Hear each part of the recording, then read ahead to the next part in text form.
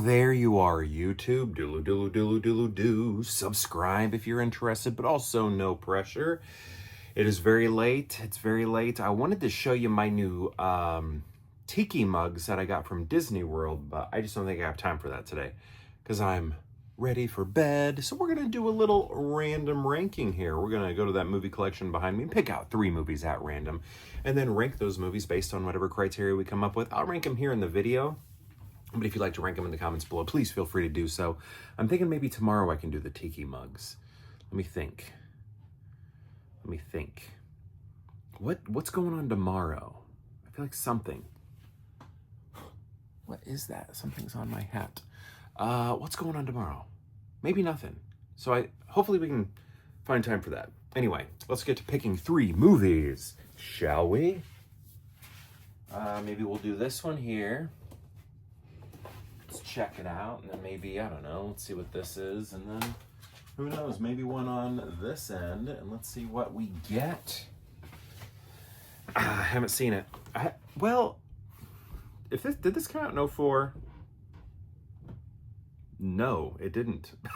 Why did I think 04? 2010, apparently. So I guess I was thinking maybe I worked at the theater, but no, that doesn't make sense, because every movie that came out when I worked at the theater, I saw. Anyway, I know about this a little bit, like it has a sad ending, but I haven't seen it, so I can't speak on it. And this one I haven't seen, so I can't do this one either. It's called Louder with Words. It's my wife's film, clearly, because it has David Duchovny in it.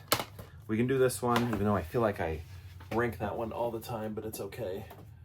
We'll grab this one here. And then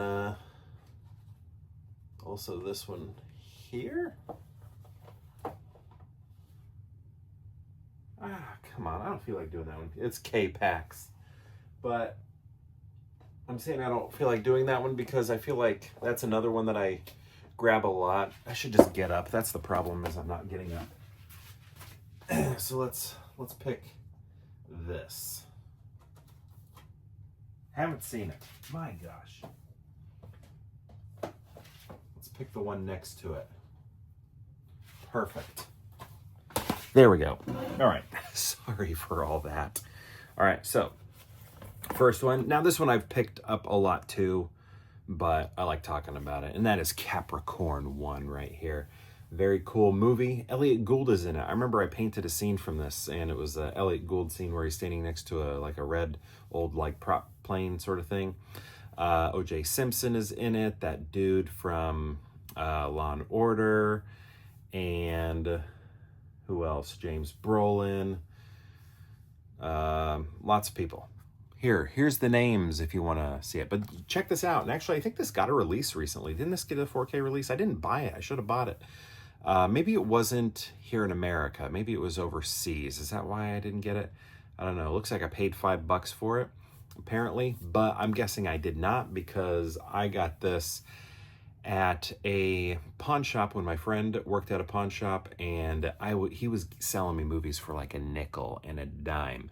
Basically, he was like, hey, get what you want, bring it over to me, I'll hook you up. And it was like, yeah. So this is a cool movie. It's kind of sad too. Do you remember did you see the movie Inception, when they're like talking to David Duchovny, McConaughey, and they're like, the moon landing's not real. And he's like, you don't believe the moon landing's real? And they're like, well, we believe it was propaganda, to defund the Soviets and blah, blah, blah. So that's sort of what this is like. It's like the United States wants to go to Mars. They're acting like they're going to Mars. Even the astronauts think they're going to Mars. But then once the launch is supposed to happen, they funnel the astronauts over here, and they're like, actually, you're not going to Mars. We don't have that capability. We can't afford it. So what we're going to do is we're going to have you act like we went to Mars and then bring you back as heroes. Just go along with it. And they're like, no, we're scientists. We are not going to go along with that. That sounds awful. We're not going to lie to the American public. So they go on the run, and the government's after them. And cool movie, cool movie. Check it out. Has those great 70s textures. All right. What was the year on that, by the way? 78. Okay. Next, we got ourselves a little bit of that Son-in-Law. Love this movie. You know, it's probably my favorite Pauly Shore movie. It's hard to say that because, you know, Encino Man's so awesome, but really it is this one. And in here, he's the actual lead too, you know, like, or he feels, I don't know, I guess Becca is probably the lead, but he definitely, you know, steals the show, where in Encino Man, he's like third, sort of, second, third, he's probably third, you know.